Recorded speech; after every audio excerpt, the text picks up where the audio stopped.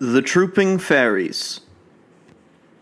The Irish word for fairy is sheohog, a diminutive of she in banshee. Fairies are the Dina she, fairy people. Who are they? Fallen angels who were not good enough to be saved, nor bad enough to be lost, say the peasantry. The gods of the earth, says the Book of Armagh. The gods of pagan Ireland, say the Irish antiquarians. The Tuatha de Danann, who, when no longer worshipped and fed with offerings, dwindled away in the popular imagination, and now are only a few spans high. And they will tell you, in proof, that the names of fairy chiefs are the names of old Danann heroes, and the places where they especially gather together, Danann burying places, and that the Tuatha de Danann used also to be called the Slua Shi, the fairy host, or Marcra Shi, the fairy cavalcade. On the other hand, there is much evidence to prove them fallen angels. Witness the nature of the creatures, their caprice, their way of being good to the good and evil to the evil having every charm but conscience. Consistency. Beings so quickly offended that you must not speak much about them at all, and never call them anything but the gentry, or else Dina Maha, which in English means good people. Yet, so easily pleased, they will do their best to keep misfortune away from you if you leave a little milk for them on the windowsill overnight. On the whole, the popular belief tells us most about them, telling us how they fell and yet were not lost, because their evil was wholly without malice. Are they the gods of the earth? Perhaps. Many poets, and all the mystic and occult writers in all ages and countries, have declared that behind the visible are chains on chains of conscious beings, who are not of heaven but of the earth, who have no inherent form but change according to their whim, or the mind that sees them. You cannot lift your hand without influencing and being influenced by hordes. The visible world is merely their skin. In dreams we go amongst them, and play with them, and combat with them. They are, perhaps, human souls in the crucible, these creatures of whim. Do not think the fairies are always little. Everything is capricious about them, even their size. They seem to take what size or shape pleases them. Their chief occupations are feasting, fighting, and making love, and playing the most beautiful music. They have only one industrious person amongst them, the leprechaun, the shoemaker. Perhaps they wear their shoes out with dancing. Near the village of Belisodara is a little woman who lived amongst them 7 years. When she came home, she had no toes. She had danced them off. They have 3 great festivals in the year: May Eve, Midsummer Eve, November Eve. On May Eve, every 7th year, they fight all round, but mostly on the plain Abon, wherever that is, for the harvest, for the best ears of grain belong to them. An old man told me he saw them fight once. They tore the thatch off a house in the midst of it all. Had anyone else been near, they would merely have seen a great wind whirling everything into the air as it passed. When the wind makes the straws and leaves whirl as it passes, that is the fairies, and the peasantry take off their hats and say, God bless them. On Midsummer Eve, when the bonfires are lighted on every hill in honor of St. John, the fairies are at their gayest, and sometimes steal away beautiful mortals to be their brides. On November Eve they are at their gloomiest, for, according to the old Gaelic reckoning, this is the first night of winter. This night they dance with the ghosts, and the puka is abroad, and witches make their spells, and girls set a table with food in the name of the devil, that the fetch of their future lover may come through the window and eat of the food. After November Eve, the blackberries are no longer wholesome, for the puka has spoiled them. When they are angry, they paralyze men and cattle with their fairy darts. When they are gay, they sing. Many a poor girl has heard them and pined away and died for love of that singing. Plenty of the old beautiful tunes of Ireland are only their music caught up by eavesdroppers. No wise peasant would hum "The Pretty Girl Milking the Cow" near a fairy rath, for they are jealous, and do not like to hear their songs on clumsy mortal lips. Carleton, the last of the Irish bards, slept on a rath, and ever after the fairy tunes ran in his head, and made him the great man he was. Do they die? Blake saw a fairy's funeral, but in Ireland we say they are immortal. The Fairies, William Allingham. Up the airy mountain, down the rushy glen, we daren't go a-hunting, for fear of little men. Wee folk, good folk, trooping all together, green jacket, red cap, and white owl's feather. Down along the rocky shore some make their home. They live on crispy pancakes of yellow tide foam. Some in the reeds of the black mountain lake, with frogs for their watchdogs, all night awake. High on the hilltop the old king sits. He is now so old and grey, he's nigh lost his wits. With a bridge of white mist, Columkill he crosses, on his stately journeys from Slieveleg to Rosses, or going up with music on cold starry nights to sup with the queen of the gay northern lights. They stole little Bridget for 7 years long. When she came down again, her friends were all gone. They took her lightly back between the night and morrow. They thought that she was fast asleep, but she was dead with sorrow. They have kept her ever since, deep within the lake, on a bed of flag leaves, watching till she wake. By the craggy hillside, through the mosses bare, they have planted thorn trees for pleasure here and there. Is any man so daring as dig them up in spite, he shall find their sharpest thorns in his bed at night. Up the airy mountains, down the rushy glen, we daren't go a-hunting for fear of little men. Wee folk, good folk, trooping all together, green jacket, red cap, and white owl's feather. Frank Martin and the Fairies, William Carleton. Martin was a thin, pale man when I saw him, of a sickly look and a constitution naturally feeble.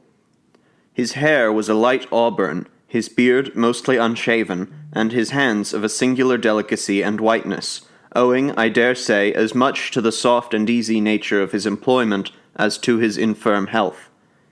In everything else he was as sensible, sober, and rational as any other man, but on the topic of fairies the man's mania was peculiarly strong and immovable.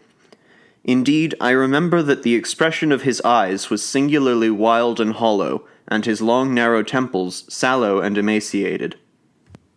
Now, this man did not lead an unhappy life, nor did the malady he laboured under seem to be productive of either pain or terror to him, although one might be apt to imagine otherwise. On the contrary, he and the fairies maintained the most friendly intimacy, and their dialogues, which I fear were woefully one-sided ones, must have been a source of great pleasure to him, for they were conducted with much mirth and laughter, on his part at least. Well, Frank, when did you see the fairies? Whist! There's 24 of them in the shop this minute. There's a little old fellow sittin' on the top of the sleighs, and all to be rocked while I'm weavin'. The sorrow's in them, but they're the greatest little skamers alive, so they are.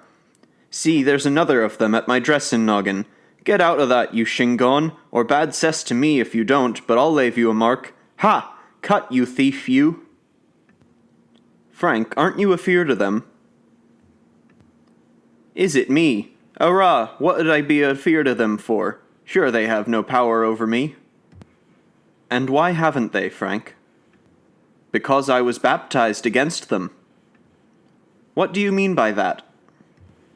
Why, the priest that christened me was told by my father to put in the proper prayer against the fairies, and a priest can't refuse it when he's asked, and he did so. Begorra, it's well for me that he did. Let the tallow alone, you little glutton. See, there's a weeny thief of them eatin' my tallow. Because, ye see, it was their intention to make me king of the fairies. Is it possible? Devil a lie in it. Sure, you may ax them, and they'll tell you. What size are they, Frank? Oh, little wee fellows with green coats and the purtiest little shoes ever you seen. There's two of them, both old acquaintances of mine, running along the yarn beam. That old fellow with the bob wig is called Jim Jam, and the other chap with the three-cocked hat is called Nicky Nick. Nicky plays the pipes. Nicky, give us a tune, or I'll malivogue you. Come now, log hair na shore. Whist now, listen. The poor fellow, though weaving as fast as he could all the time, yet bestowed every possible mark of attention to the music, and seemed to enjoy it as much as if it had been real.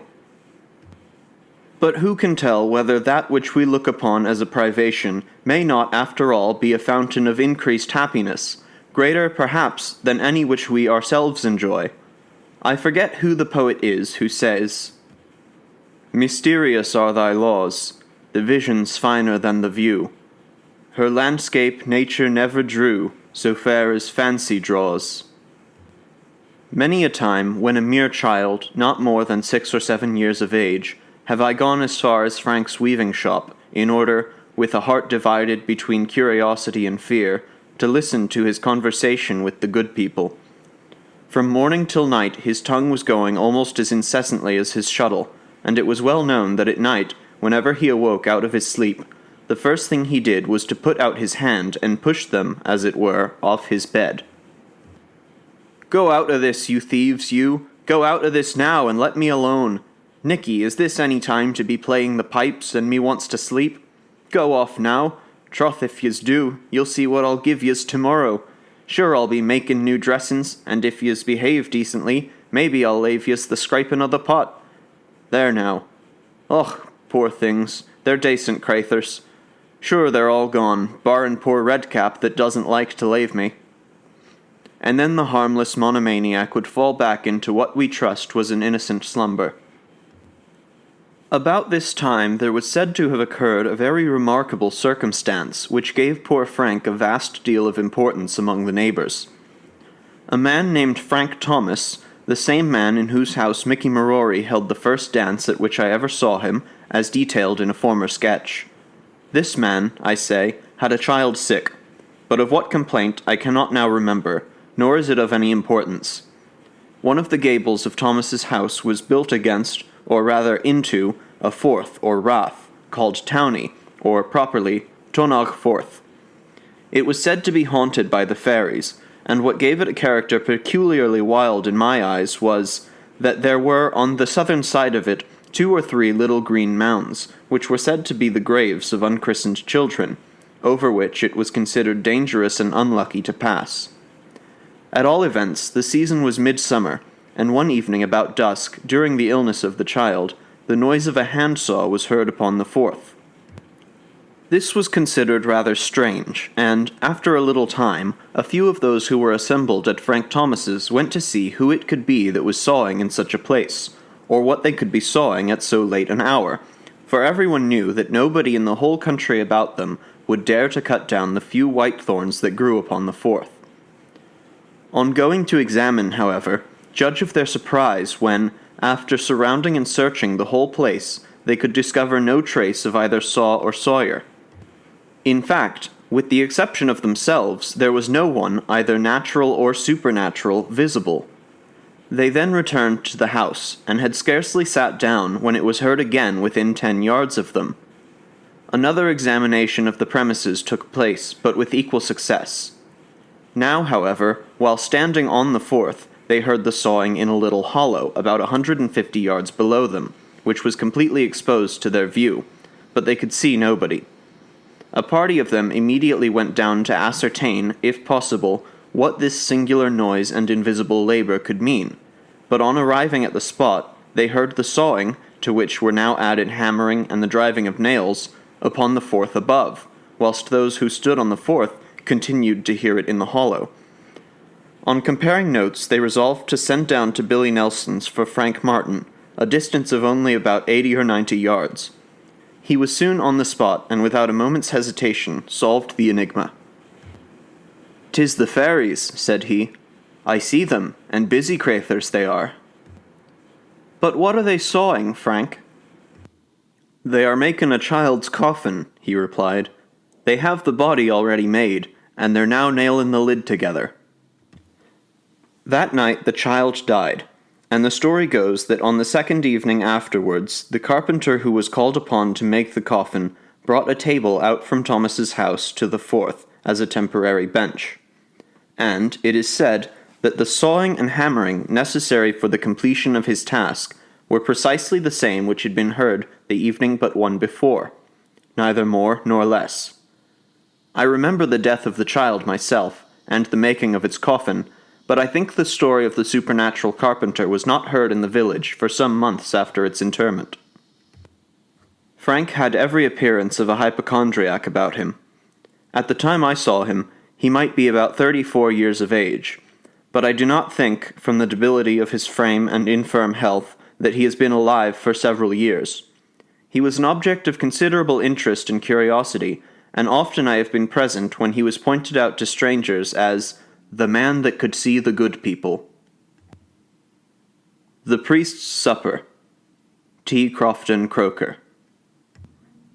It is said by those who ought to understand such things, that the good people, or the fairies, are some of the angels who are turned out of heaven, and who landed on their feet in this world, while the rest of their companions, who had more sin to sink them, went down farther to a worse place. Be this as it may, there was a merry troop of the fairies, dancing and playing all manner of wild pranks, on a bright moonlight evening towards the end of September. The scene of their merriment was not far distant from Inchagila, in the west of the county Cork, a poor village, although it had a barrack for soldiers. But great mountains and barren rocks, like those round it, are enough to strike poverty into any place. However, as the fairies can have everything they want for wishing, poverty does not trouble them much, and all their care is to seek out unfrequented nooks and places where it is not likely anyone will come to spoil their sport. On a nice green sod by the river's side were the little fellows dancing in a ring as gaily as may be, with their red caps wagging about at every bound in the moonshine, and so light were these bounds that the lobs of dew, although they trembled under their feet, were not disturbed by their capering. Thus did they carry on their gambols, spinning round and twirling and bobbing and diving, and going through all manner of figures, until one of them chirped out, "Cease, cease with your drumming. Here's an end to our mumming. By my smell, I can tell, a priest this way is coming."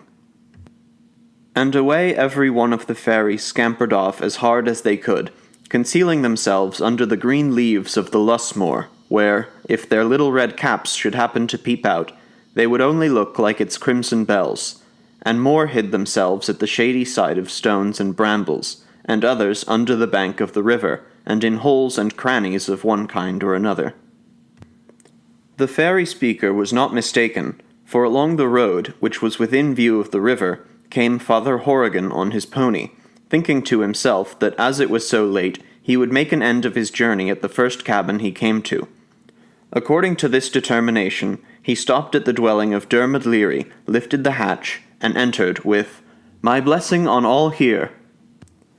I need not say that Father Horrigan was a welcome guest wherever he went, for no man was more pious or better beloved in the country.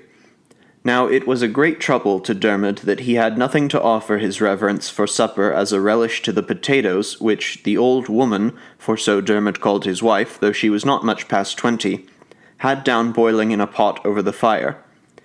He thought of the net which he had set in the river, but as it had been there only a short time, the chances were against his finding a fish in it. "No matter," thought Dermot, "there can be no harm in stepping down to try, and may be, as I want the fish for the priest's supper, that one will be there before me." Down to the riverside went Dermot, and he found in the net as fine a salmon as ever jumped in the bright waters of the spreading Lee. But as he was going to take it out, the net was pulled from him, he could not tell how or by whom, and away got the salmon, and went swimming along with the current as gaily as if nothing had happened. Dermot looked sorrowfully at the wake which the fish had left upon the water, shining like a line of silver in the moonlight, and then, with an angry motion of his right hand and a stamp of his foot, gave vent to his feelings by muttering, "May bitter bad luck attend you night and day for a blackguard schemer of a salmon, wherever you go. You ought to be ashamed of yourself, if there's any shame in you, to give me the slip after this fashion. and I'm clear in my own mind you'll come to no good, for some kind of evil thing or other helped you. Did I not feel it pull the net against me as strong as the devil himself?" "That's not true for you," said one of the little fairies, who had scampered off at the approach of the priest, coming up to Dermot Leary with a whole throng of companions at his heels. "There was only 12.5 of us pulling against you." Dermot gazed on the tiny speaker with wonder, who continued, "Make yourself no ways uneasy about the priest's supper, for if you will go back and ask him one question from us, there will be as fine a supper as ever was put on a table spread out before him in less than no time." "I'll have nothing at all to do with you," replied Dermot in a tone of determination, and after a pause he added, "I'm much obliged to you for your offer, sir, but I know better than to sell myself to you or the like of you for a supper, and more than that, I know Father Horrigan has more regard for my soul than to wish me to pledge it forever out of regard to anything you could put before him. So there's an end of the matter."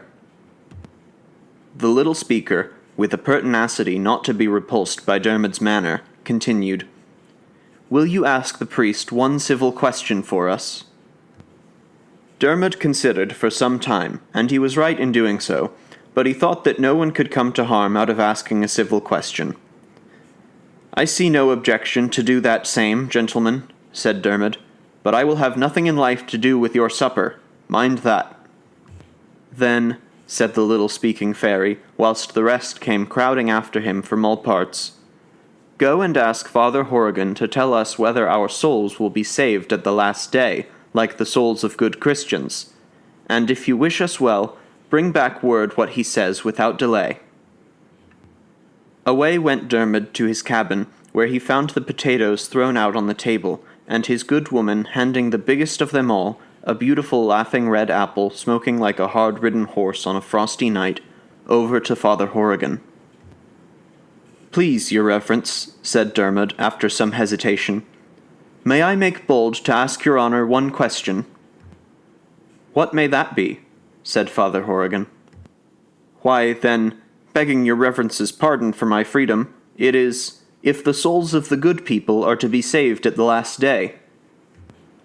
"Who bid you ask me that question, Leary?" said the priest, fixing his eyes upon him very sternly, which Dermot could not stand before at all. "I'll tell no lies about the matter, and nothing in life but the truth," said Dermot. "It was the good people themselves who sent me to ask the question, and there they are in thousands down on the bank of the river, waiting for me to go back with the answer." "Go back by all means," said the priest, "and tell them, if they want to know, to come here to me themselves, and I'll answer that or any other question they are pleased to ask with the greatest pleasure in life." Dermot accordingly returned to the fairies, who came swarming round about him to hear what the priest had said in reply. And Dermot spoke out among them like a bold man as he was. But when they heard that they must go to the priest, away they fled, some here and more there, and some this way and more that, whisking by poor Dermot so fast and in such numbers that he was quite bewildered. When he came to himself, which was not for a long time, back he went to his cabin, and ate his dry potatoes with Father Horrigan, who made quite light of the thing. But Dermot could not help thinking it a mighty hard case that his reverence, whose words had the power to banish the fairies at such a rate, should have no sort of relish to his supper, and that the fine salmon he had in the net should have been got away from him in such a manner. The Fairy Well of Lagnanay, by Samuel Ferguson. Mournfully, sing mournfully. Oh, listen, Ellen, sister dear. Is there no help at all for me, but only ceaseless sigh and tear? Why did not he who left me here, with stolen hope, steal memory? Oh, listen, Ellen, sister dear. Mournfully, sing mournfully. I'll go away to Slamish Hill, I'll pluck the fairy hawthorn tree, and let the spirits work their will. I care not if for good or ill, so they but lay the memory, which all my heart is haunting still. Mournfully, sing mournfully. The fairies are a silent race, and pale as lily flowers to see. I care not for a blanched face, for wandering in a dreaming place, so I but banish memory. I wish I were with Anna Grace. Mournfully, sing mournfully. Hearken to my tale of woe. 'Twas thus to weeping Ellen Con. Her sister said in accents low, her only sister, Una Bon. 'Twas in their bed before the dawn, and Ellen answered sad and slow, O Una, Una, be not drawn, hearken to my tale of woe. To this unholy grief I pray, which makes me sick at heart to know. And I will help you, if I may, the fairy well of Lagnanay. Lie nearer me, I tremble so. Una, I've heard wise women say, hearken to my tale of woe, that if before the dews arise, true maiden in its icy flow, with pure hand bathe her bosom thrice, 3 lady brackens pluck likewise, and 3 times round the fountain go, she straight forgets her tears and sighs. Hearken to my tale of woe. All, alas, and well away. O sister Ellen, sister sweet, come with me to the hill, I pray, and I will prove that blessed freet. They rose with soft and silent feet, they left their mother where she lay, their mother and her care discreet, all, alas, and well away. And soon they reached the fairy well, the mountain's eye, clear, cold, and grey, wide open in the dreary fell. How long they stood, 'twere vain to tell. At last upon the point of day, Bon Una bears her bosom's swell. All, alas, and well away. Thrice o'er her shrinking breasts she laves, the gliding glance that will not stay, of subtly streaming fairy waves, and now the charm 3 brackens craves. She plucks them in their fringed array, now round the well her fate she braves. All, alas, and well away. Save us all from fairy thrall. Ellen sees her face the rim, twice and thrice, and that is all. Fount and hill and maiden swim, all together melting dim. Una, Una, thou mayst call, sister sad, but lithe or limb. Save us all from fairy thrall. Never again of Una Bon, where now she walks in dreamy hall, shall eye of mortal look upon. O can it be the guard was gone, the better guard than shield or wall? Who knows on earth save Jurlock Dawn? Save us all from fairy thrall. Behold, the banks are green and bare, no pit is here within to fall. Aye, at the fount you well may stare, but naught save pebbles smooth is there, and small straws twirling one and all. Hie thee home, and be thy prayer, save us all from fairy thrall. Teig O'Kane and the Corpse. Literally translated from the Irish by Douglas Hyde. I found it hard to place Mr. Douglas Hyde's magnificent story among the ghosts or the fairies.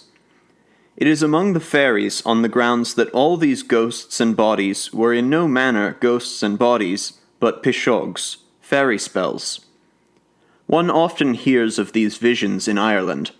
I have met a man who had lived a wild life like the man in the story, till a vision came to him in County, one dark night, in no way so terrible a vision as this, but sufficient to change his whole character. He will not go out at night. If you speak to him suddenly, he trembles. He has grown timid and strange. He went to the bishop and was sprinkled with holy water. It may have come as a warning, said the bishop, yet great theologians are of opinion that no man ever saw an apparition, for no man would survive it. Editor.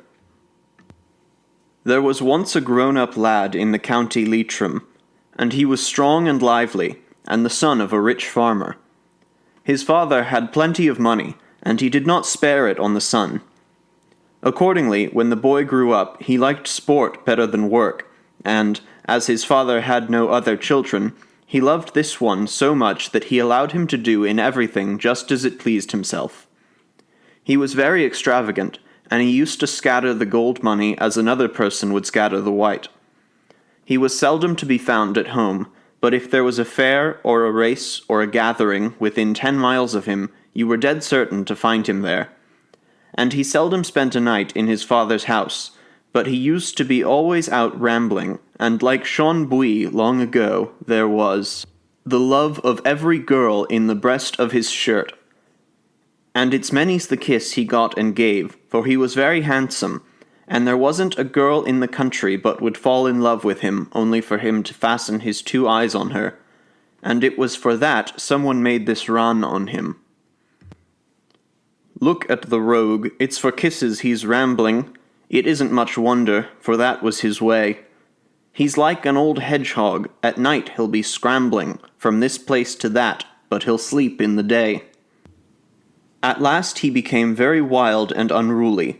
He wasn't to be seen day nor night in his father's house, but always rambling on his leave from place to place and from house to house, so that the old people used to shake their heads and say to one another, "It's easy seen what will happen to the land when the old man dies. His son will run through it in a year, and it won't stand him that long itself." He used to be always gambling and card-playing and drinking, but his father never minded his bad habits and never punished him. But it happened one day that the old man was told that the son had ruined the character of a girl in the neighborhood, and he was greatly angry, and he called the son to him and said to him, quietly and sensibly, "Avik," says he, "you know I loved you greatly up to this, and I never stopped you from doing your choice thing, whatever it was, and I kept plenty of money with you, and I always hoped to leave you the house and land, and all I had after myself would be gone. But I heard a story of you today that has me disgusted with you.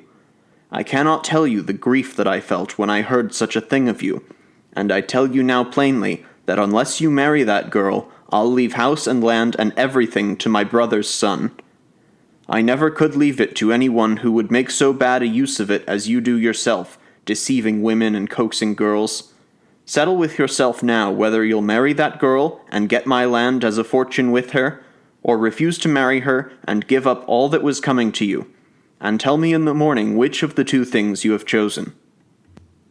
"Och, domnu shiri, father, you wouldn't say that to me, and I such a good son as I am. Who told you I wouldn't marry the girl?" says he. But his father was gone, and the lad knew well enough that he would keep his word too, and he was greatly troubled in his mind, for as quiet and as kind as the father was, he never went back of a word that he had once said, and there wasn't another man in the country who was harder to bend than he was. The boy did not know rightly what to do. He was in love with the girl indeed, and he hoped to marry her some time or other, but he would much sooner have remained another while as he was, and follow on at his old tricks, drinking, sporting, and playing cards. And, along with that, he was angry that his father should order him to marry, and should threaten him if he did not do it. "Isn't my father a great fool?" says he to himself. "I was ready enough, and only too anxious, to marry, and now since he threatened me, faith, I've a great mind to let it go another while." His mind was so much excited that he remained between 2 notions as to what he should do. He walked out into the night at last to cool his heated blood, and went on to the road. He lit a pipe, and as the night was fine, he walked and walked on, until the quick pace made him begin to forget his trouble. The night was bright, and the moon half full. There was not a breath of wind blowing, and the air was calm and mild. He walked on for nearly 3 hours, when he suddenly remembered that it was late in the night, and time for him to turn. "Musha, I think I forgot myself," says he. "It must be near 12 o'clock now." The word was hardly out of his mouth when he heard the sound of many voices, and the trampling of feet on the road before him. "I don't know who can be out so late at night as this, and on such a lonely road," said he to himself. He stood listening, and he heard the voices of many people talking through other, but he could not understand what they were saying. "Oh, Wirra," says he, "I'm afraid. It's not Irish or English they have. It can't be they're Frenchmen." He went on a couple of yards further, and he saw well enough by the light of the moon a band of little people coming towards him, and they were carrying something big and heavy with them. "Oh, murder," says he to himself. "Sure it can't be that they're the good people that's in it." Every rib of hair that was on his head stood up, and there fell a shaking on his bones, for he saw that they were coming to him fast. He looked at them again, and perceived that there were about 20 little men in it, and there was not a man at all of them higher than about 3 feet or 3 feet and a half, and some of them were grey, and seemed very old. He looked again, but he could not make out what was the heavy thing they were carrying until they came up to him, and then they all stood round him. They threw the heavy thing down on the road, and he saw on the spot that it was a dead body. He became as cold as death, and there was not a drop of blood running in his veins, when an old little grey maneen came up to him and said, "Isn't it lucky we met you, Teig O'Kane?" Poor Teig could not bring out a word at all, nor open his lips if he were to get the world for it, and so he gave no answer. "Teig O'Kane," said the little grey man again, "isn't it timely you met us?" Teig could not answer him. "Teig O'Kane," says he, "the third time, isn't it lucky and timely that we met you?" But Teig remained silent, for he was afraid to return an answer, and his tongue was as if it was tied to the roof of his mouth. The little grey man turned to his companions, and there was joy in his bright little eye. "And now," says he, "Teig O'Kane hasn't a word. We can do with him what we please. Teig, Teig," says he, "you're living a bad life, and we can make a slave of you now, and you cannot withstand us, for there's no use in trying to go against us. Lift that corpse." Teig was so frightened that he was only able to utter the 2 words, "I won't," for as frightened as he was obstinate and stiff, the same as ever. "Teig O'Kane won't lift the corpse," said the little maneen, with a wicked little laugh, for all the world like the breaking of a lock of dry kippines, and with a little harsh voice like the striking of a cracked bell. "Teig O'Kane won't lift the corpse. Make him lift it." And before the word was out of his mouth they had all gathered round poor Teig, and they all talking and laughing through other. Teig tried to run from them, but they followed him, and a man of them stretched out his foot before him as he ran, so that Teig was thrown in a heap on the road. Then before he could rise up, the fairies caught him, some by the hands and some by the feet, and they held him tight, in a way that he could not stir, with his face against the ground. 6 or 7 of them raised the body then, and pulled it over to him, and left it down on his back. The breast of the corpse was squeezed against Teig's back and shoulders, and the arms of the corpse were thrown round Teig's neck. Then they stood back from him a couple of yards and let him get up. He rose, foaming at the mouth and cursing, and he shook himself, thinking to throw the corpse off his back. But his fear and wonder were great when he found that the 2 arms had a tight hold round his own neck, and that the 2 legs were squeezing his hips firmly, and that, however strongly he tried, he could not throw it off, any more than a horse can throw off its saddle. He was terribly frightened then, and he thought he was lost. "Ochone, forever," he said to himself. "It's the bad life I'm leading that has given the good people this power over me. I promise to God and Mary, Peter and Paul, Patrick and Bridget, that I'll mend my ways for as long as I have to live if I come clear out of this danger, and I'll marry the girl." The little grey man came up to him again, and said to him, "Now, Teigeen," said he, "you didn't lift the body when I told you to lift it, and see how you were made to lift it. Perhaps when I tell you to bury it, you won't bury it until you're made to bury it." "Anything at all that I can do for your honour," said Teig, "I'll do it." For he was getting sense already, and if it had not been for the great fear that was on him, he never would have let that civil word slip out of his mouth. The little man laughed a sort of laugh again. "You're getting quiet now, Teig," said he. "I'll go bail, but you'll be quiet enough before I'm done with you. Listen to me now, Teig O'Kane, and if you don't obey me in all I'm telling you to do, you'll repent it. You must carry with you this corpse that is on your back to Tom Poldamus, and you must bring it into the church with you, and make a grave for it in the very middle of the church, and you must raise up the flags and put them down again the very same way, and you must carry the clay out of the church and leave the place as it was when you came, so that no one could know there had been anything changed. But that's not all. Maybe the body won't be allowed to be buried in that church. Perhaps some other man has the bed, and, if so, it's likely he won't share it with this one. If you don't get leave to bury it in Tom Poldamus, you must carry it to Carrickfad Vigoris, and bury it in the churchyard there, and if you don't get it into that place, take it with you to Tompol Ronon, and if that churchyard is closed on you, take it to Imlog Fada. And if you're not able to bury it there, you've no more to do than to take it to Kilbregia, and you can bury it there without hindrance. I cannot tell you what one of these churches is the one where you will have leave to bury that corpse under the clay, but I know that it will be allowed you to bury him at some church or other of them. If you do this work rightly, we will be thankful to you, and you will have no cause to grieve. But if you are slow or lazy, believe me, we shall take satisfaction of you." When the grey little man had done speaking, his comrades laughed and clapped their hands together. "Glick, glick, hui, hui," they all cried. Go on, you have 8 hours before you till daybreak, and if you haven't this man buried before the sun rises, you're lost." They struck a fist and a foot behind on him, and drove him on in the road. He was obliged to walk, and to walk fast, for they gave him no rest. He thought himself that there was not a wet path, or a dirty boreen, or a crooked contrary road in the whole country that he had not walked that night.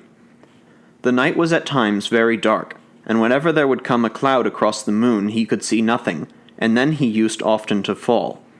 Sometimes he was hurt, and sometimes he escaped, but he was obliged always to rise on the moment and to hurry on. Sometimes the moon would break out clearly, and then he would look behind him and see the little people following at his back. And he heard them speaking amongst themselves, talking and crying out and screaming like a flock of seagulls, and if he was to save his soul he never understood as much as one word of what they were saying. He did not know how far he had walked, when at last one of them cried out to him, "Stop here!" He stood, and they all gathered round him. "Do you see those withered trees over there?" said the old boy to him again. "Tompol Damus is among those trees, and you must go in there by yourself, for we cannot follow you or go with you. We must remain here. Go on boldly." Teig looked from him, and he saw a high wall that was in places half broken down, and an old grey church on the inside of the wall, and about a dozen withered old trees scattered here and there round it. There was neither leaf nor twig on any of them, but their bare crooked branches were stretched out like the arms of an angry man when he threatens. He had no help for it, but was obliged to go forward. He was a couple of 100 yards from the church, but he walked on and never looked behind him until he came to the gate of the churchyard. The old gate was thrown down, and he had no difficulty in entering. He turned then to see if any of the little people were following him, but there came a cloud over the moon, and the night became so dark that he could see nothing. He went into the churchyard, and he walked up the old grassy pathway leading to the church. When he reached the door, he found it locked. The door was large and strong, and he did not know what to do. At last he drew out his knife with difficulty, and stuck it in the wood to try if it were not rotten, but it was not. "Now," said he to himself, "I have no more to do. The door is shut, and I can't open it." Before the words were rightly shaped in his own mind, a voice in his ear said to him, "Search for the key on the top of the door, or on the wall." He started. "Who is that speaking to me?" he cried, turning round, but he saw no one. The voice said in his ear again, "Search for the key on the top of the door, or on the wall." "What's that?" said he, and the sweat running from his forehead. "Who spoke to me?" "It's I, the corpse, that spoke to you," said the voice. "Can you talk?" said Teig. "Now and again," said the corpse. Teig searched for the key, and he found it on the top of the wall. He was too much frightened to say any more, but he opened the door wide and as quickly as he could, and he went in, with the corpse on his back. It was as dark as pitch inside, and poor Teig began to shake and tremble. "Light the candle," said the corpse. Teig put his hand in his pocket, as well as he was able, and drew out a flint and steel. He struck a spark out of it, and lit a burnt rag he had in his pocket. He blew it until it made a flame, and he looked round him. The church was very ancient, and part of the wall was broken down. The windows were blown in or cracked, and the timber of the seats was rotten. There were 6 or 7 old iron candlesticks left there still, and in one of these candlesticks Teig found the stump of an old candle, and he lit it. He was still looking round him on the strange and horrid place in which he found himself, when the cold corpse whispered in his ear, "Bury me now, bury me now. There is a spade, and turn the ground." Teig looked from him, and he saw a spade lying beside the altar. He took it up, and he placed the blade under a flag that was in the middle of the aisle, and leaning all his weight on the handle of the spade, he raised it. When the first flag was raised, it was not hard to raise the others near it, and he moved 3 or 4 of them out of their places. The clay that was under them was soft and easy to dig, but he had not thrown up more than 3 or 4 shovelfuls when he felt the iron touch something soft like flesh. He threw up 3 or 4 more shovelfuls from around it, and then he saw that it was another body that was buried in the same place. "I am afraid I'll never be allowed to bury the 2 bodies in the same hole," said Teig in his own mind. "You corpse, there on my back," says he, "will you be satisfied if I bury you down here?" But the corpse never answered him a word. "That's a good sign," said Teig to himself. "Maybe he's getting quiet." And he thrust the spade down in the earth again. Perhaps he hurt the flesh of the other body, for the dead man that was buried there stood up in the grave and shouted an awful shout. "Hoo, hoo, hoo! Go, go, go, or you're a dead, dead, dead man!" And then he fell back in the grave again. Teig said afterwards that of all the wonderful things he saw that night, that was the most awful to him. His hair stood upright on his head like the bristles of a pig, the cold sweat ran off his face, and then came a tremor over all his bones, until he thought that he must fall. But after a while he became bolder when he saw that the second corpse remained lying quietly there, and he threw in the clay on it again, and he smoothed it overhead, and he laid down the flags carefully as they had been before. "It can't be that he'll rise up any more," said he. He went down the aisle a little further, and drew near to the door, and began raising the flags again, looking for another bed for the corpse on his back. He took up 3 or 4 flags and put them aside, and then he dug the clay. He was not long digging until he laid bare an old woman without a thread upon her but her shirt. She was more lively than the first corpse, for he had scarcely taken any of the clay away from about her, when she sat up and began to cry, "Ho, you bodach! Ha, you bodach! Where has he been that he got no bed?" Poor Teig drew back, and when she found that she was getting no answer, she closed her eyes gently, lost her vigor, and fell back quietly and slowly under the clay. Teig did to her as he had done to the man. He threw the clay back on her and left the flags down overhead. He began digging again near the door, but before he had thrown up more than a couple of shovelfuls, he noticed a man's hand laid bare by the spade. "By my soul, I'll go no further then," said he to himself. "What use is it for me?" And he threw the clay in again on it, and settled the flags as they had been before. He left the church then, and his heart was heavy enough, but he shut the door and locked it, and left the key where he found it. He sat down on a tombstone that was near the door, and began thinking. He was in great doubt what he should do. He laid his face between his 2 hands, and cried for grief and fatigue, since he was dead certain at this time that he never would come home alive.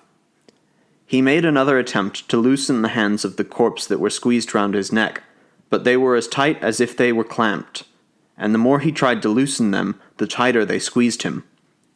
He was going to sit down once more, when the cold, horrid lips of the dead man said to him, "Carrick vad vicoris," and he remembered the command of the good people to bring the corpse with him to that place if he should be unable to bury it where he had been. He rose up and looked about him. "I don't know the way," he said. As soon as he had uttered the word, the corpse stretched out suddenly its left hand that had been tightened round his neck, and kept it pointing out, showing him the road he ought to follow. Teig went in the direction that the fingers were stretched, and passed out of the churchyard. He found himself on an old ruddy stony road, and he stood still again, not knowing where to turn. The corpse stretched out its bony hand a second time, and pointed out to him another road, not the road by which he had come when approaching the old church. Teig followed that road, and whenever he came to a path or a road meeting, the corpse always stretched out its hand and pointed with its fingers, showing him the way he was to take. Many was the crossroad he turned down, and many was the crooked boreen he walked, until he saw from him an old burying ground at last beside the road, but there was neither church nor chapel nor any other building in it. The corpse squeezed him tightly, and he stood. Bury me in the burying ground," said the voice. Teig drew over towards the old burying place, and he was not more than about 20 yards from it, when, raising his eyes, he saw hundreds and hundreds of ghosts, men, women, and children, sitting on the top of the wall round about, or standing on the inside of it, or running backwards and forwards, and pointing at him, while he could see their mouths opening and shutting as if they were speaking, though he heard no word, nor any sound amongst them at all. He was afraid to go forward, so he stood where he was, and the moment he stood, all the ghosts became quiet and ceased moving. Then Teig understood that it was trying to keep him from going in that they were. He walked a couple of yards forwards, and immediately the whole crowd rushed together towards the spot to which he was moving, and they stood so thickly together that it seemed to him that he never could break through them, even though he had a mind to try. But he had no mind to try it. He went back broken and dispirited, and when he had gone a couple of 100 yards from the burying ground, he stood again, for he did not know what way he was to go. He heard the voice of the corpse in his ear, saying, "Tompol Ronan," and the skinny hand was stretched out again, pointing him out the road. As tired as he was, he had to walk, and the road was neither short nor even. The night was darker than ever, and it was difficult to make his way. Many was the toss he got, and many a bruise they left on his body. At last he saw Tompol Ronan from him in the distance, standing in the middle of the burying ground. He moved over towards it, and thought he was all right and safe when he saw no ghosts nor anything else on the wall, and he thought he would never be hindered now from leaving his load off him at last. He moved over to the gate, but as he was passing in, he tripped on the threshold. Before he could recover himself, something that he could not see seized him by the neck, by the hands, and by the feet, and bruised him, and shook him, and choked him, until he was nearly dead. And at last he was lifted up, and carried more than 100 yards from that place, and then thrown down in an old dyke, with the corpse still clinging to him. He rose up, bruised and sore, but feared to go near the place again, for he had seen nothing the time he was thrown down and carried away. "You, corpse on my back," said he, "shall I go over again to the churchyard?" But the corpse never answered him. "That's a sign you don't wish me to try it again," said Teig. He was now in great doubt as to what he ought to do, when the corpse spoke in his ear, and said, "Imlog fada." "Oh, murder," said Teig, "must I bring you there? If you keep me long walking like this, I tell you I'll fall under you." He went on, however, in the direction the corpse pointed out to him. He could not have told himself how long he had been going, when the dead man behind suddenly squeezed him and said, "There!" Teig looked from him, and he saw a little low wall that was so broken down in places that it was no wall at all. It was in a great wide field, in from the road, and only for 3 or 4 great stones at the corners that were more like rocks than stones, there was nothing to show that there was either graveyard or burying ground there. "Is this Imlog Fada? Shall I bury you here?" said Teig. "Yes," said the voice. "But I see no grave or gravestone, only this pile of stones," said Teig. The corpse did not answer, but stretched out its long fleshless hand, to show Teig the direction in which he was to go. Teig went on accordingly, but he was greatly terrified, for he remembered what had happened to him at the last place. He went on, with his heart in his mouth, as he said himself afterwards.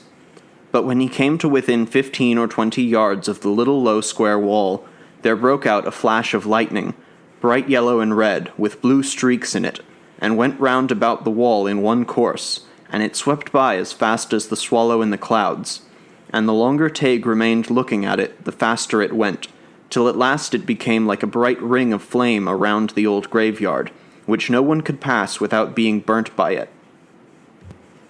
Teig never saw, from the time he was born, and never saw afterwards, so wonderful or so splendid a sight as that was. Round went the flame, white and yellow and blue sparks leaping out from it as it went, and although at first it had been no more than a thin, narrow line, it increased slowly until it was at last a great broad band, and it was continually getting broader and higher, and throwing out more brilliant sparks, till there was never a colour on the ridge of the earth that was not to be seen in that fire, and lightning never shone and flame never flamed that was so shining and bright as that. Teig was amazed. He was half dead with fatigue, and he had no courage left to approach the wall. There fell as mist over his eyes, and there came a suron in his head, and he was obliged to sit down upon a great stone to recover himself.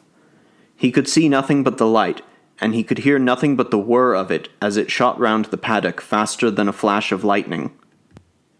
As he sat there on the stone, the voice whispered once more in his ear, "Kilbreedia," and the dead man squeezed him so tightly that he cried out. He rose again, sick, tired, and trembling, and went forwards as he was directed. The wind was cold, and the road was bad, and the load upon his back was heavy, and the night was dark, and he himself was nearly worn out, and if he had had very much farther to go, he must have fallen dead under his burden. At last the corpse stretched out its hand and said to him, "Bury me there." "This is the last burying place," said Teig in his own mind, "and the little grey man said I'd be allowed to bury him in some of them, so it must be this. It can't be but they'll let him in here." The first faint streak of the ring of day was appearing in the east, and the clouds were beginning to catch fire, but it was darker than ever, for the moon was set and there were no stars. Make haste, said the corpse, and Teig hurried forward as well as he could to the graveyard, which was a little place on a bare hill, with only a few graves in it. He walked boldly in through the open gate, and nothing touched him, nor did he either hear or see anything. He came to the middle of the ground, and then stood up and looked round him for a spade or shovel to make a grave. As he was turning round and searching, he suddenly perceived what startled him greatly, a newly dug grave right before him. He moved over to it and looked down, and there at the bottom he saw a black coffin. He clambered down into the hole and lifted the lid, and found that, as he thought it would be, the coffin was empty. He had hardly mounted up out of the hole and was standing on the brink when the corpse, which had clung to him for more than 8 hours, suddenly relaxed its hold of his neck, and loosened its shins from round his hips, and sank down with a plop into the coffin. Teig fell down on his 2 knees at the brink of the grave, and gave thanks to God. He made no delay then, but pressed down the coffin lid in its place, and threw in the clay over it with his 2 hands, and when the grave was filled up, he stamped and leaped on it with his feet until it was firm and hard, and then he left the place. The sun was fast rising as he finished his work, and the first thing he did was to return to the road and look out for a house to rest himself in. He found an empty inn at last, and lay down upon a bed there, and slept till night. Then he rose up and ate a little, and fell asleep again till morning. When he awoke in the morning, he hired a horse and rode home. He was more than 26 miles from home where he was, and he had come all that way with the dead body on his back in one night. All the people at his own home thought that he must have left the country, and they rejoiced greatly when they saw him come back. Everyone began asking him where he had been, and he would not tell anyone except his father. He was a changed man from that day. He never drank too much, he never lost his money over cards, and especially he would not take the world and be out late by himself of a dark night. He was not a fortnight at home until he married Mary, the girl he had been in love with, and it's at their wedding the sport was, and he was the happy man from that day forward, and it's all I wish that we may be as happy as he was. Paddy Corcoran's wife. William Carleton. Paddy Corcoran's wife was for several years afflicted with a kind of complaint which nobody could properly understand. She was sick and she was not sick. She was well and she was not well. She was as ladies wish to be who love their lords, and she was not as such ladies wish to be. In fact, nobody could tell what the matter with her was. She had a gnawing at the heart which came heavily upon her husband, for, with the help of God, a keener appetite than the same gnawing amounted to could not be met with of a summer's day. The poor woman was delicate beyond belief, and had no appetite at all, so she hadn't, barring a little relish for a mutton chop, or a steak, or a bit of mate anyway, for sure, God help her, she hadn't the least inclination for the dré pratie, or the drop of sour buttermilk along with it, especially as she was so poorly. And indeed, for a woman in her condition, for sick as she was, poor Paddy always was made to believe her in that condition, but God's will be done, she didn't care. A pratie and a grain of salt was a welcome to her, glory be to his name, as the best roast and boiled that ever was dressed, and why not? There was one comfort, she wouldn't be long with him, long troubling him. It mattered little what she got, but sure she knew herself that from the gnawing at her heart could never do good without the little bit of mate now and then, and sure, if her own husband begrudged it to her, who else had she a better right to expect it from? Well, as we have said, she lay a bedridden invalid for long enough, trying doctors and quacks of all sorts, sexes, and sizes, and all without a farthing's benefit, until, at the long run, poor Paddy was nearly brought to the last pass, in striving to keep her in the bit o' mate. The 7th year was now on point of closing, when, one harvest day, as she lay bemoaning her hard condition, on her bed beyond the kitchen fire, a little weeshy woman, dressed in a neat red cloak, comes in, and sitting down by the hearth, says, "Well, Kitty Corcoran, you've had a long lair of it there on the broad of your back for 7 years, and you're just as far from being cured as ever." "Mavrun, aye," said the other, "in troth that's what I was this minute thinking of, and a sorrowful thought it's to me." "It's your own fault then," says the little woman, "and indeed for that matter it's your fault that you ever were there at all." "Arrah, how is that?" asked Kitty. "Sure I wouldn't be here if I could help it. Do you think it's a comfort or a pleasure to me to be sick and bedridden?" "No," said the other, "I do not, but I'll tell you the truth. For the last 7 years you have been annoying us. I am one of the good people, and as I have a regard for you, I'm come to let you know the reason why you've been sick so long as you are. For all the time you've been ill, if you'll take the trouble to remember, your children thrown out your dirty wather after dusk and before sunrise, at the very time we're passing your door, which we pass twice a day. Now, if you avoid this, if you throw it out in a different place and at a different time, the complaint you have will lave you. So will the gnawing at the heart, and you'll be as well as ever you were. If you don't follow this advice, why, remain as you are, and all the art of man can't cure you." She then bade her goodbye and disappeared. Kitty, who was glad to be cured on such easy terms, immediately complied with the injunction of the fairy, and the consequence was that the next day she found herself in as good health as ever she enjoyed during her life. Cusheen Loo, translated from the Irish by J. Callanan.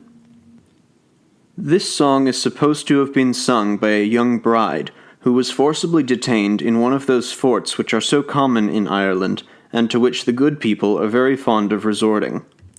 Under pretense of hushing her child to rest, she retired to the outside margin of the fort, and addressed the burthen of her song to a young woman whom she saw at a short distance, and whom she requested to inform her husband of her condition, and to desire him to bring the steel knife to dissolve the enchantment.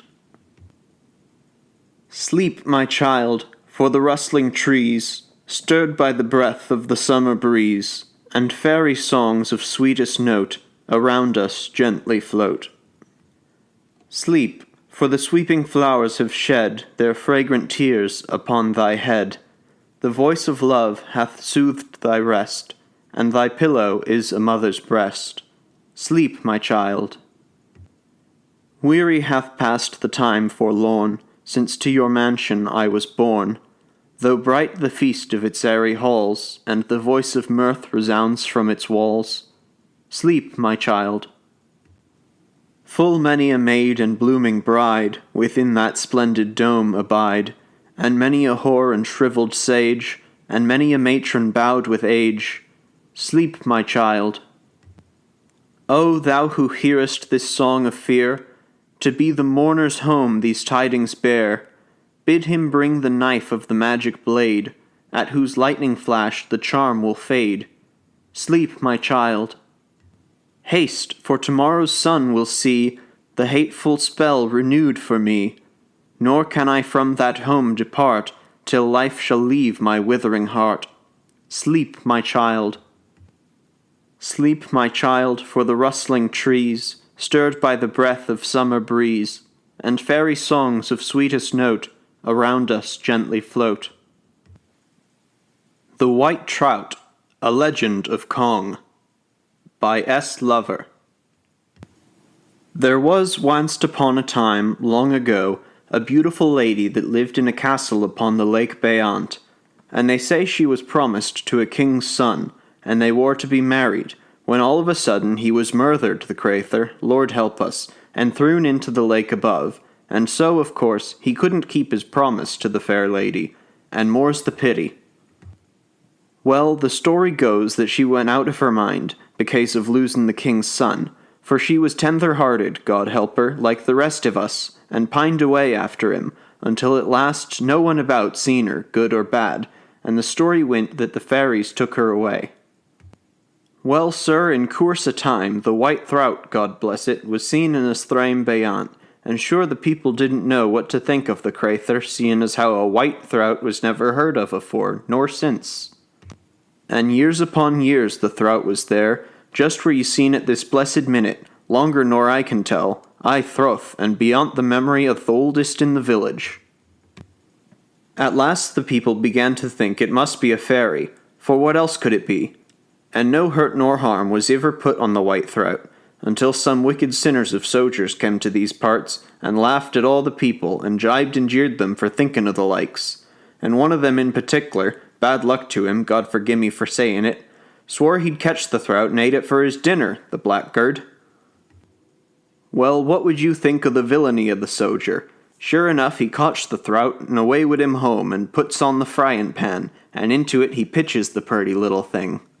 The throut squealed all as one as a Christian crathur, and my dear, you'd think the soldier had split his sides laughin', for he was a hardened villain, and when he thought one side was done, he turns it over to fry the other, and what would you think, but the divil a taste of a burn was on it at all.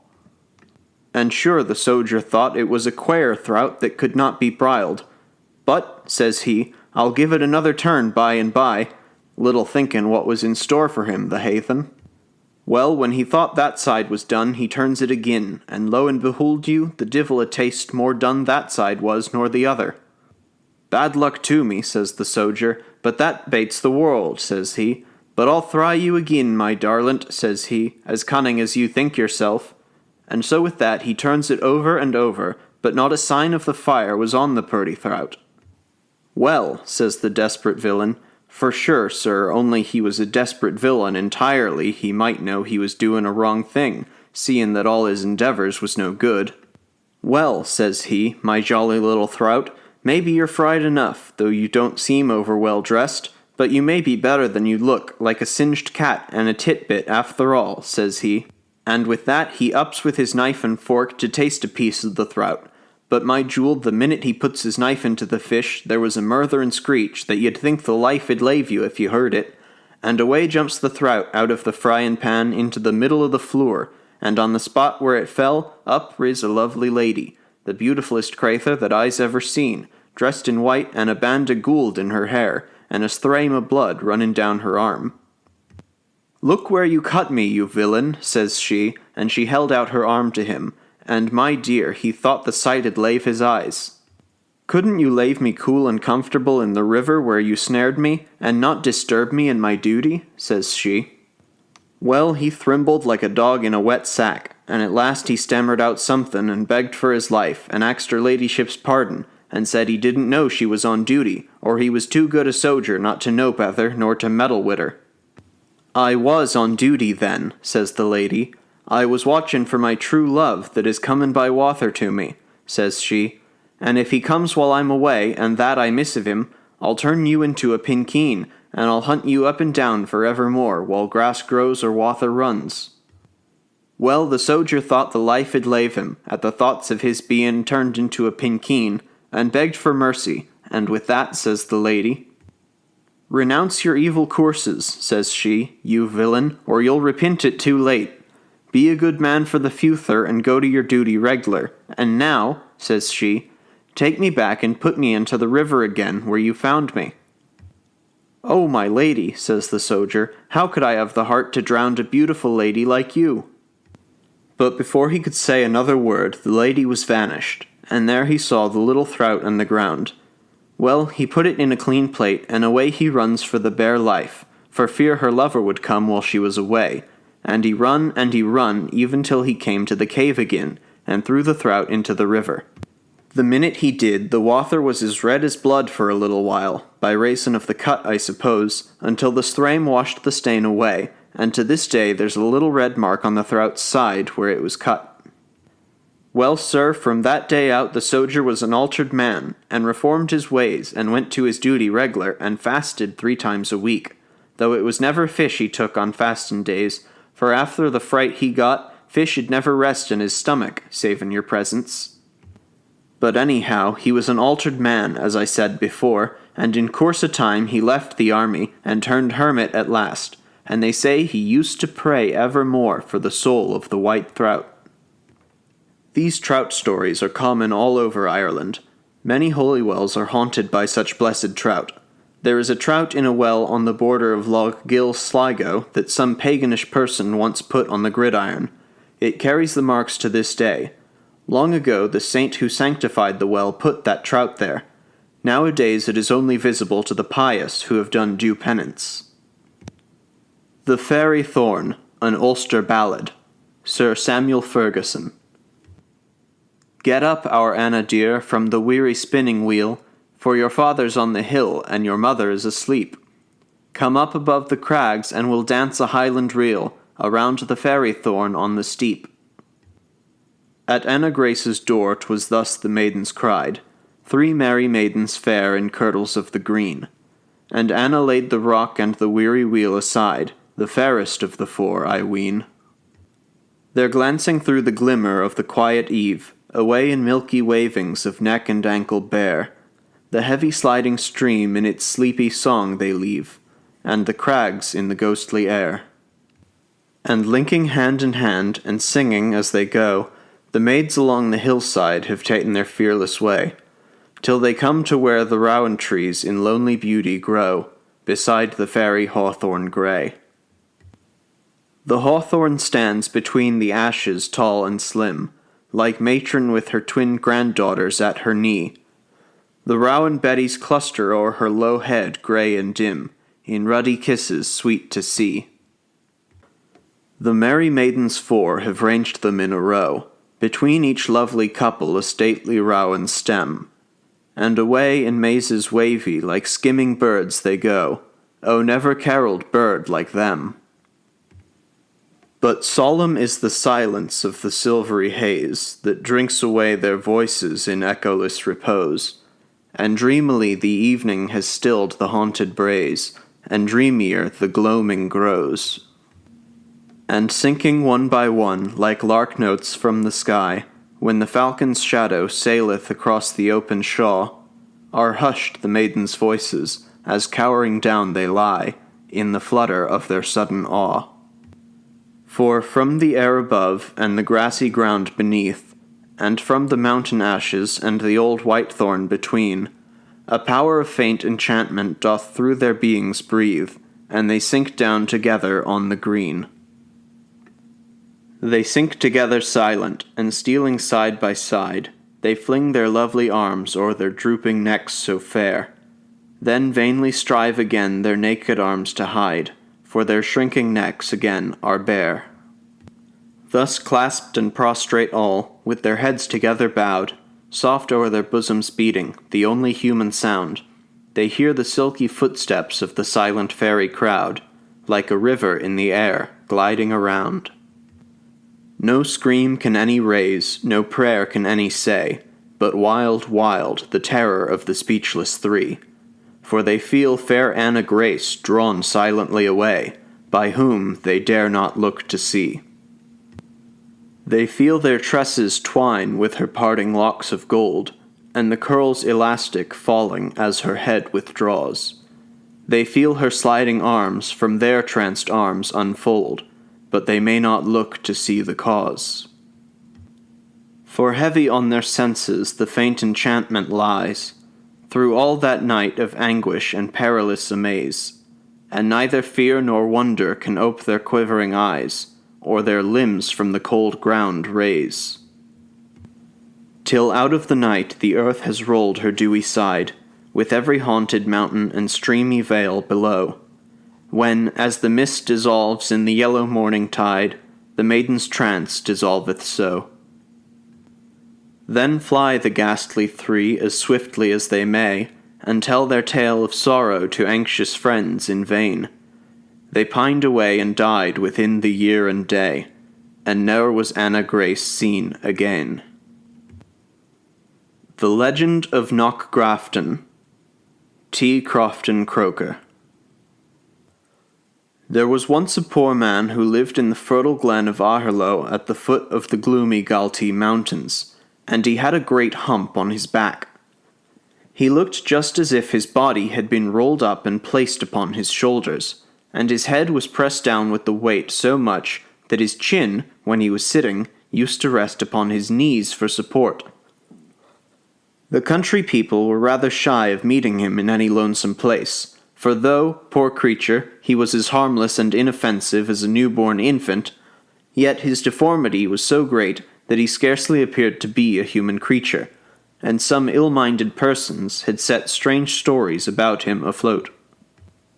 He was said to have a great knowledge of herbs and charms, but certain it was that he had a mighty skilful hand in plaiting straws and rushes into hats and baskets, which was the way he made his livelihood. Lusmore, for that was the nickname put upon him by reason of his always wearing a sprig of the fairy cap, or lusmore, in his little straw hat, would ever get a higher penny for his plaited work than anyone else, and perhaps that was the reason why someone, out of envy, had circulated the strange stories about him. Be that as it may, it happened that he was returning one evening from the pretty town of Caer towards Tadhg, and as little Lusmore walked very slowly, on account of the great hump on his back, it was quite dark when he came to the old moat of Knockgrafton, which stood on the right-hand side of the road. Tired and weary was he, and no ways comfortable in his own mind at thinking how much farther he had to travel, and that he should be walking all the night. So he sat down under the moat to rest himself, and began looking mournfully enough upon the moon, which, rising in clouded majesty at length, apparent queen, unveiled her peerless light, and o'er the dark her silver mantle threw. Presently there rose a wild strain of unearthly melody upon the ear of little Lusmore. He listened, and he thought that he had never heard such ravishing music before.